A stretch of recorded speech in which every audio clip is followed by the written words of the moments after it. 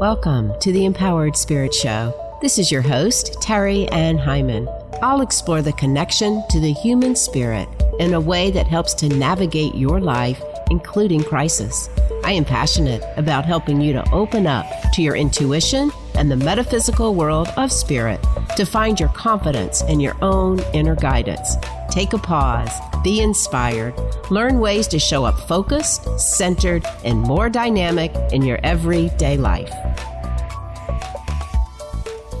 Welcome back to the Empowered Spirit Show. Thank you so much for tuning in and joining me today. Are you looking for a magical place to shop and hold space? Check out Ritual+Shelter online or in Homewood, Alabama. Browse through their bookshelves covering topics such as energy healing, Reiki, chakras, auras, accessing the Akashic Records, shadow work, astrology, and earth-based healing. You can also find herbal teas and tinctures alongside crystals and oils to help establish a mindful mindset and fluid ambience before meditation, ritual work, and reflection. Ritual+Shelter is dedicated to providing one-on-one, in-depth conversations with customers to help them find the most efficient healing methods and resources that match the customer's unique interest and energy. They offer tarot sessions as well as Reiki, soundbowl, and crystal healing. Visit Ritual+Shelter.com to book an appointment and bring peace back to the body, mind, and spirit. As this podcast goes to air, we have moved through some deep spiritual and cosmic energies. We are out of the eclipse portal and Mercury retrograde too. It's a time to notice the shifts that have been going on for you. It's a time to take new steps forward and find purpose to your path. I know for myself, it hasn't been easy facing the shadows that the eclipse brought in, but I also know the very tools I teach is what has helped me to move through. Last week, I'll be honest, I felt like I had just had enough. Right in the midst of everything in my busy day, I just stopped. I went for a walk, and I allowed myself to move through the darkness by asking questions. What is this about? Why am I doubting myself? What can I do? And the message I heard was, just walk through and allow it to lift. So I did. And true to the message, it lifted. I felt this lightness. I felt myself moving out of this dark portal of energy, and I now feel this new path opening. It doesn't have all the details, but the potential is there for me to fulfill. It's kind of like, in the tarot, when we talk about maybe the Fool card or aces, it's up to me to take that leap of faith and trust the light is guiding me, and I get to create my light, my path. Do you need help finding tools and ways to help you open up to your path with a fresh outlook? Do you need a better understanding of how to connect to your higher self or even create a spiritual practice? My private mentoring Empowered Spirit program has a few openings left for the spring season. It's a program where I help you repattern and learn tools and techniques to break free and create a path to empower your body, mind, emotions, and spirit. Schedule a spiritual makeover breakthrough call with me, and let's see what the number one thing is that you can do to break these old patterns. The link will be in the show notes. In today's episode, I wanted to reconnect with the idea of how learning to communicate with the spirit world can help you make choices on your path. My guest is Alexandra Leclere. Her latest book is called Healing Wisdom from the Afterlife. In this episode, we talk about how we can bring forward messages from our spirit guides, from our ancestors, and those that we love. We talk about how we are never alone and that our soul continues on long after our body breaks down. Before we get into the interview, let's take a moment to pause and breathe and set an intention for wherever you are right now.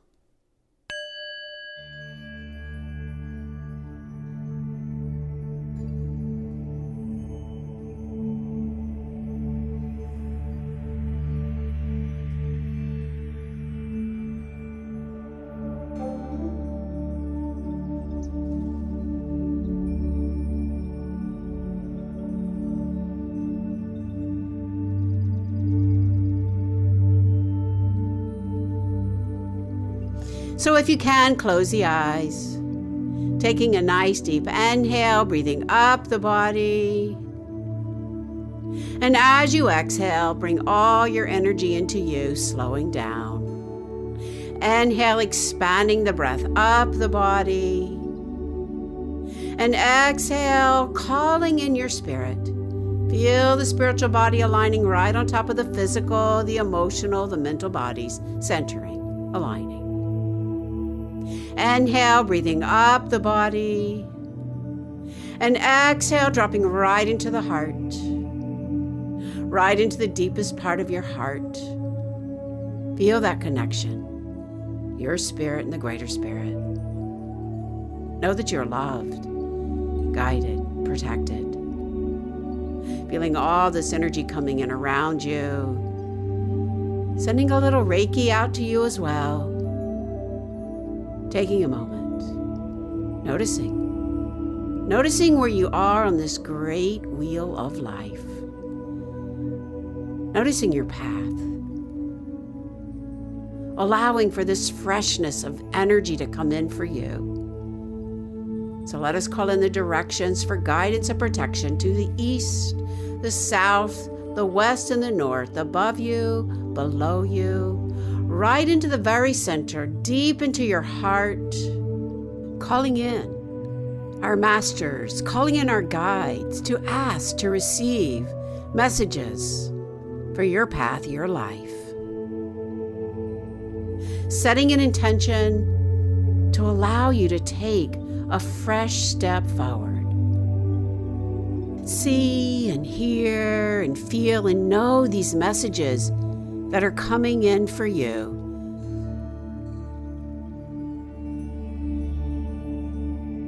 And allow the elevated emotion of how you want to feel taking this fresh step. And allow it to radiate out all around you, programming your aura, empowering your energy, lifting your vibration. See yourself surrounded in this beautiful white light. Only good coming to you, only good going from you. Taking a step forward. Inhaling and exhaling all the way down, deep into the earth, grounding. Opening the heart, feeling the light of the third eye. And as you're ready, blinking the eyes back open, coming back.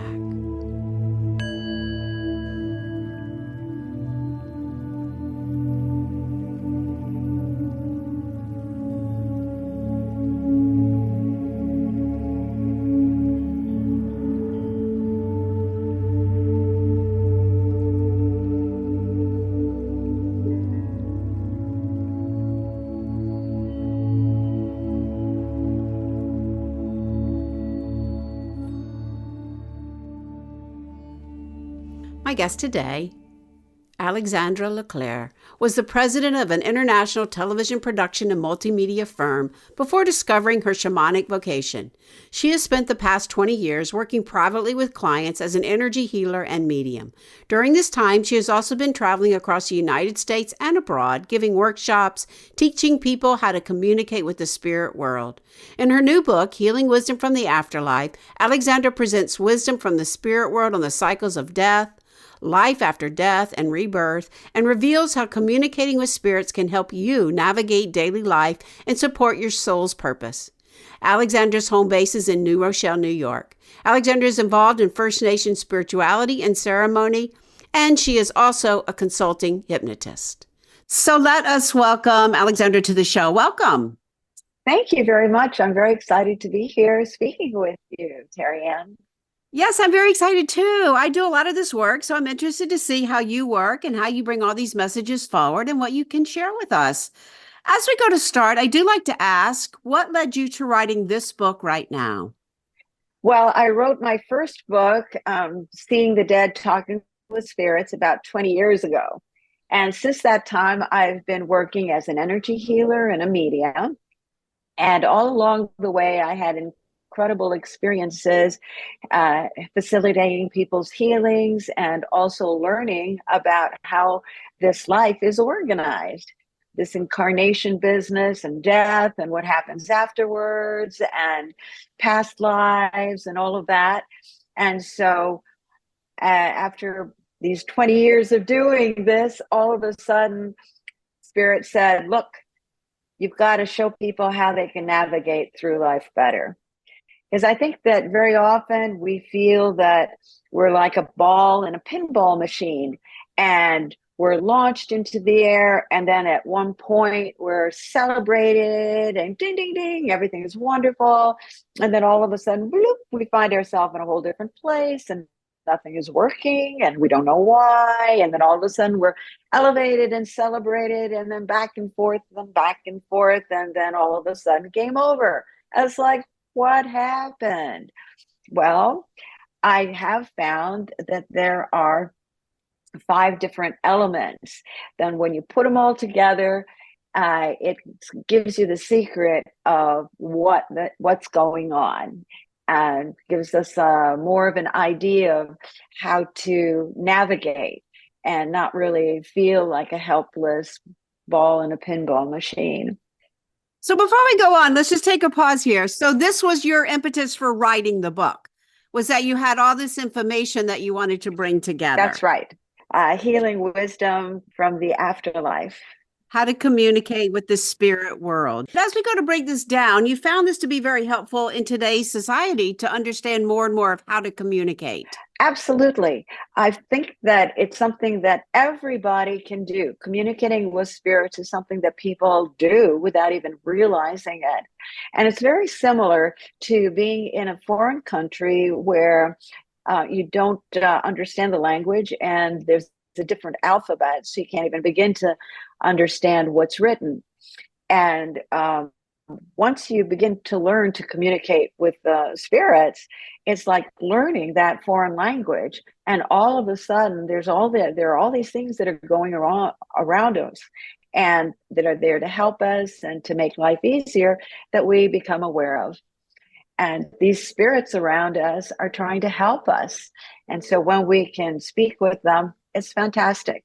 And it's almost like playing the piano, where everybody can try to play the piano and derive some sort of pleasure from it. And some people just happen to be really, really good at it. So it's always important to try to learn it, because it always brings wonder and love and joy. Yeah, I agree that we all can do this. What's the difference between channeling spirit messages and communicating with spirit messages? Okay, channeling spirits is when you actually incorporate them. And I don't do that simply because I choose not to. I'll give you an example of when I channeled spirit. I was with a woman, and she wanted me to, I was kind of caught surprise, and she said, "Oh, can you please contact my mother? I know you can do it." And so I mistakenly thought to myself, okay, let her in. And in about half a second, I started to cry, and I started to shake. And I threw myself on this poor woman and hugged her and patted her back. And then I kind of got back into myself, like, what happened? Well, it turned out that her mother had Parkinson's and was shaking, and that at the end of her life, she couldn't talk. But what she would do is hug her daughter and pat her on the back the same way I had. And so what I had done was channel that spirit.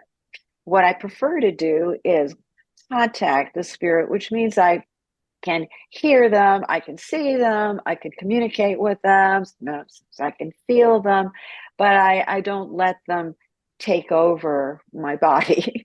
And I recommend for people to contact spirits. So that would be your difference. Yes, that's a very distinct difference. So instead of it taking over your body, I communicate as an individual with the spirit as another separate entity, rather than allowing a spirit to simply talk through me. I think that that's a wiser thing to do for anybody, actually. Yeah, I think there's all kinds of ways of communicating with spirits. And would you say that we all have spirits around us that we can bring in and talk to? We all have at least our birth spirit.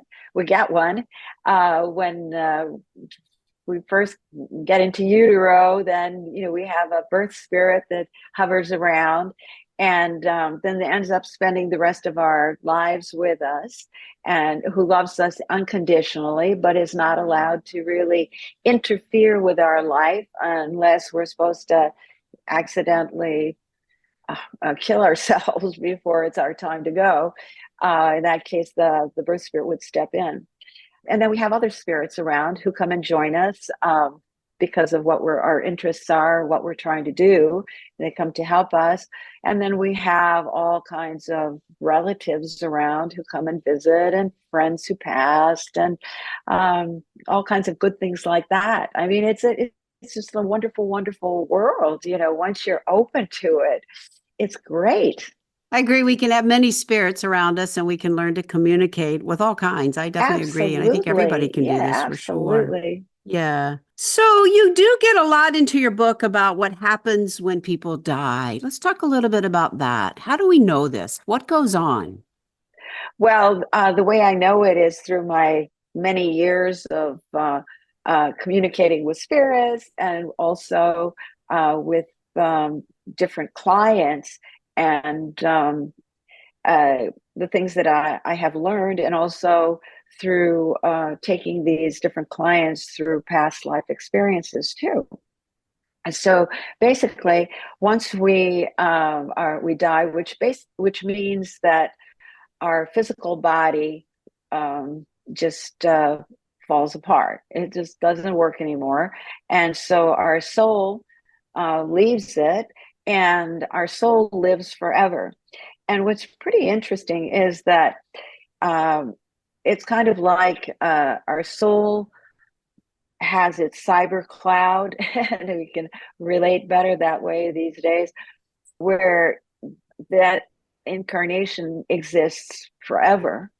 And so that's how I can contact somebody who passed 40 years ago, because that incarnation is always intact and available. The first thing we experience when we pass is someone comes to get us, a spirit who we love, maybe a parent or a grandparent or someone else who we love and trust, shows up when we're passing, and convinces us to just follow along. Then we go through a time of life review. And this is something which is very unemotional. It's something that is simply, it's not, were you good, were you bad? It was, what were your decisions? And how did these decisions turn out? How did they affect other people? And so we do this analysis. And then after that, we're ready to plan a new life. And of course, we agree to plan that new life, but we don't necessarily choose everything that's going to be in it. Who do you think we're having the analysis with? I think there's a greater power. I do. I really believe. I happen to be Christian, but I think all religions that teach kindness and goodness and love are good. I think every single person has a private communication with a higher benevolent power, and that these spirits around are all part of that higher benevolent power, all there to help us. Yeah, I totally agree with that. Yeah. So you talked about the 5 elements. Tell us a little bit more about that. Okay, well, of course, we start out with our soul, and then the soul finds a physical body to communicate with. And it's all kind of like the soul is trying to civilize and teach the physical body to be a better person. And there's a dance that takes place. The physical body has what I call an internal rule book, which other people might call a subconsciousness, that really remembers absolutely everything that happens to us. And with that, every event is an emotion that is helpful or not.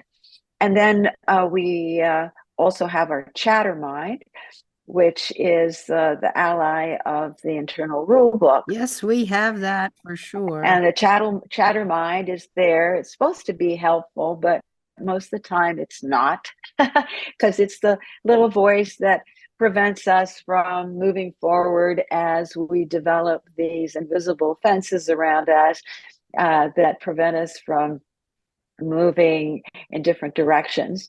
And then finally, we have spirits there to help us. And it really is up to us to open up to that spiritual communication. And that could take the form of, for example,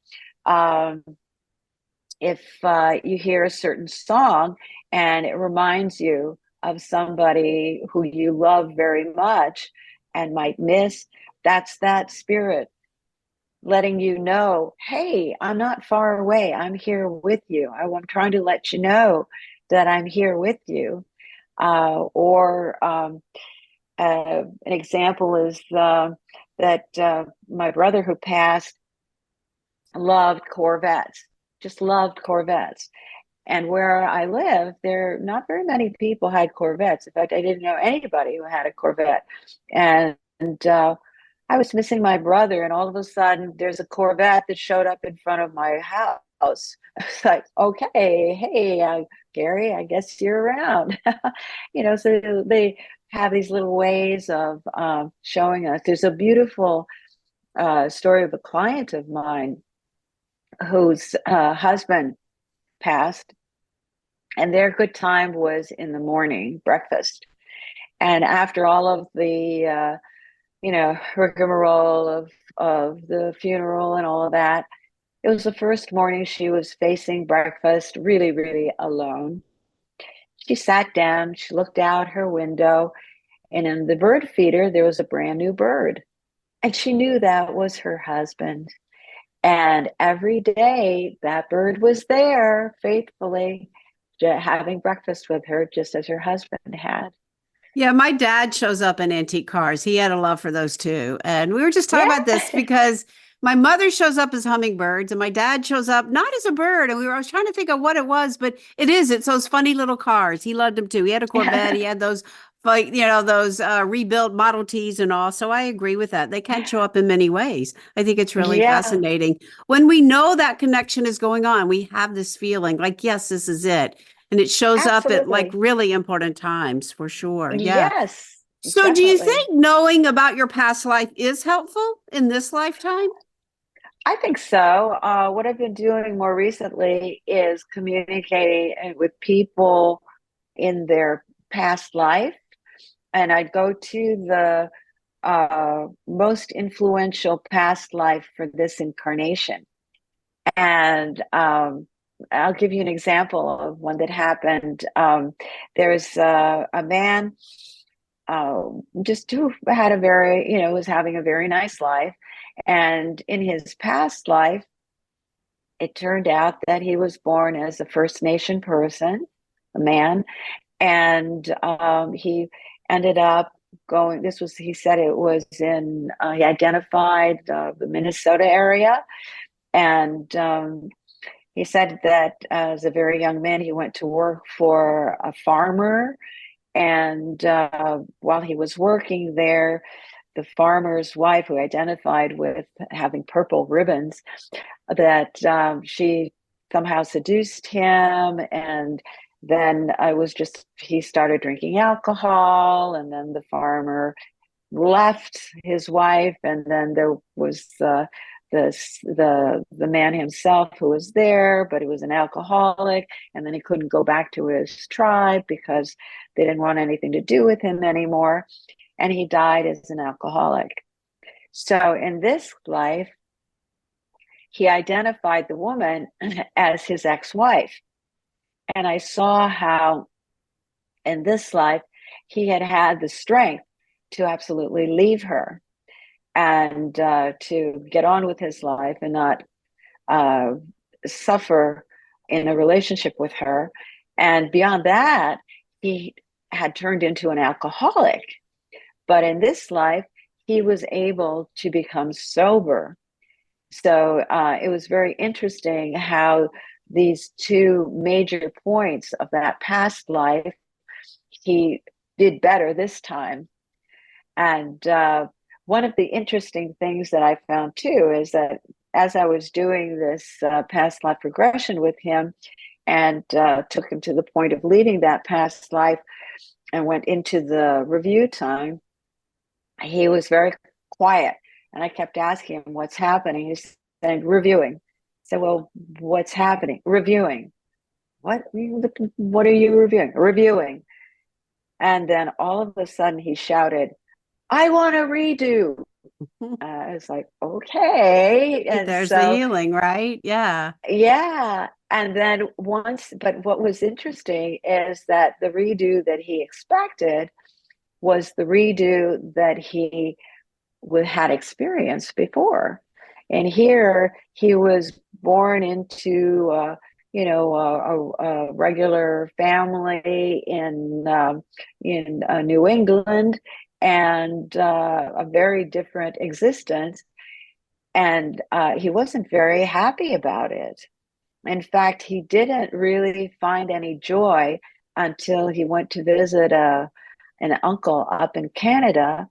And up there, his uncle introduced him to canoeing. And all of a sudden, out in nature, canoeing, he was in his element. He had found his salvation. And that went throughout his life. He continued kayaking, canoeing, and being out in nature. And that was really his tremendous joy. And I think what really got him through a lot of these difficult times. So the body holds that awareness of a familiar energy. So the canoeing became that. I find it fascinating too when we have these reconnections, and it does help us Yeah, to heal. And I agree. I work in the Akashic Records. So I help people in yeah. this lifetime, and then we start moving back, and then we can even go to the future, but really bringing those sources of triggers and understanding. So I totally agree. I think it's very valuable when we can understand more about what we bring forward and the wisdom, not necessarily the struggles, but the wisdom we bring forward can help us in this lifetime. So I totally agree with you on that. It is fascinating. And then we get triggered in this lifetime, and it takes us back to when we have those traumas. We should do something, or we make another contract. I'll never do this again. It is fascinating how we can break these. And the body does hold that. It holds it. It can't remember everything, but it can hold it. That's where the Akashic Records work. You talk about very early on in your book about how sometimes, like, we're going along our path and we up level, and then something comes in and changes it again, and we go, what's happening? And then we have to go through those struggles, and kind of like that pinball. Talk a little bit about that. Yeah, well, as you know, with the Akashic Records, there's a certain number of things that are written that are going to happen no matter what. And there are very strange ways that they just appear and could be very hurtful. Very often it's to get us to be different people than we are, to get us to go in the right direction. Sometimes being ushered into a direction that might be better for us, but we don't realize it, can be very painful. And we can fight very hard to avoid it. So, and sometimes, illness comes in also that can be planned. So that's why we can feel like we're launched, and some things are successful and wonderful, and then all of a sudden it's not. And as we navigate through life, one of the things that is helpful to people is to know that when we plan some of these things, major things that happen in our lives, then when they turn sour or feel sour or very negative, when this was planned, we felt we would learn something from it, and that it's up to us to take whatever happens as an experience and learning experience that we believe that we could get through, and that it's Yeah, I for agree. our greater good. I know sometimes I think that, and I know this has happened to me where something's not working. It always used to work, but as humans, we want to hold on. Oh no, it always worked. And so we keep trying to move through it. And yet we keep meeting more and more resistance. But it is an idea where, oh, maybe there is a shift coming. Maybe I don't need to hold on so hard. And I think that's what you're talking about too. Yeah. Sometimes when things aren't working or your clients are like, no, no more or whatever, it is an opportunity to up level and look at what is the lesson. And I totally agree. We're here for lessons to learn all of this. Yeah. Yeah. And so it's not judging it, right? If we start judging it, it just perpetuates it. But we allow ourselves to say, okay, then what's next? What can I learn from? So I totally agree with you on that. Yeah, Yeah. it's. I think it's always important to look for the silver lining. It's the kind of thing that I mean, one of the bizarre things that happened to me for writing my book is that I slipped on some black ice and broke my wrist. Well, Hmm. I think had I not done that, I probably never would have finished writing my book. So There you go. yeah, so sometimes the Yeah. silver lining isn't apparent immediately, but it certainly is there. And so it's a good thing to look for. I totally agree with you on that for sure. Like, right. And so we have to stop fighting sometimes and really kind of just pause and be still and receive those answers instead of push, push, push. And I know I've been there. I know where I just push and no, and it's like, no, right. Yeah. Let's just slow down and see where we can shift. I have a piece of artwork that's like, did you know we have angels just to wake us up in life when we get too comfortable, right? Yeah. And it is true. Yeah. So what is your mission with the book? Well, I want to help people get through this crazy incarnated life better. And I think that I want to open up people to the presence of spirits around us that can help us make better choices, because it's all about the choices we make.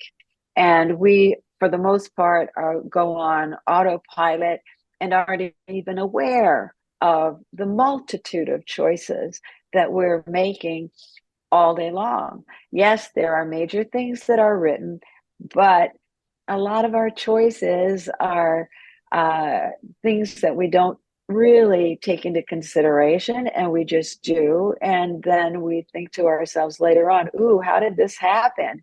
Well, a little forethought helps a lot.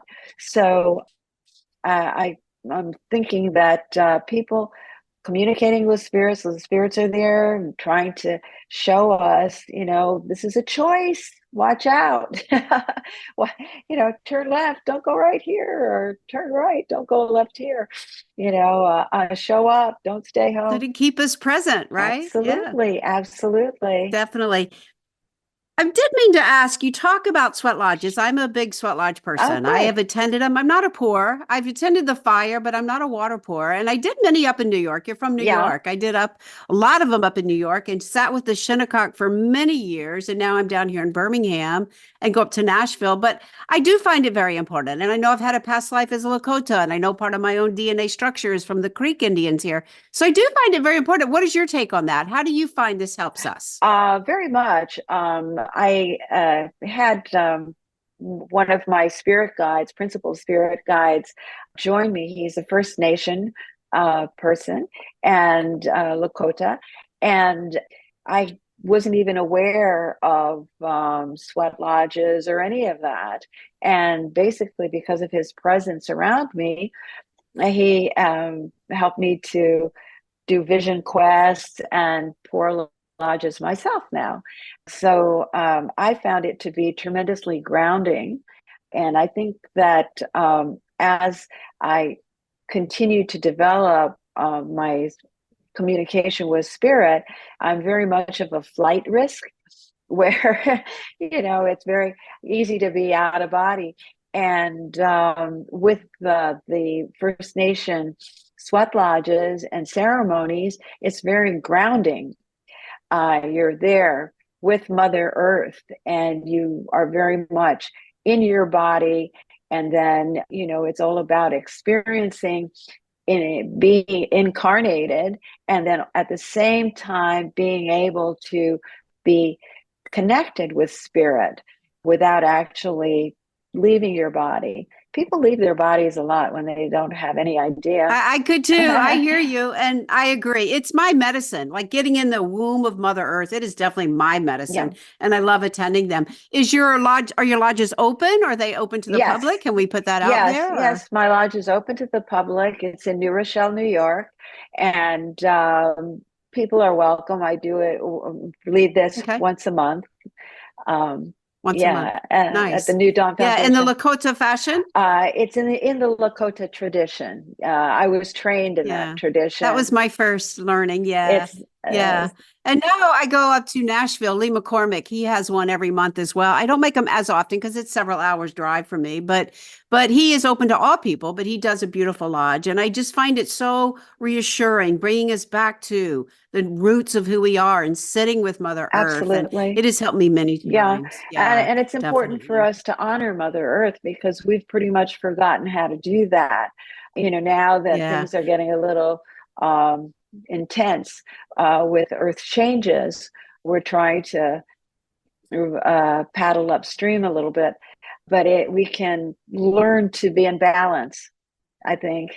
Yeah, definitely one of the messages for the eclipse is like get out on Mother Earth, right? Yes. Definitely get out, put your feet on. I tend to medicine wheel. So even though I don't make the sweat lodges every week, I work on a medicine Uh-huh. wheel and just keep tending it and moving rocks and coming to the center and do my prayers there. Right. So I do have that. And I love to just sit on Mother Earth. And it's so valuable just to listen and feel the wind and notice the light. So I definitely agree with that. And I think there are many ways that we can set up rituals, set up sacred spaces outside and just really be in touch. And I think that's what the lodges teach us as well, for Right. sure. So I'm happy Yeah. to hear that. Yeah. And I have people ask me all the time up in New York, where do you go? Where do you go? So I will definitely include that in our notes Oh, as well. absolutely. Yes. Thank you.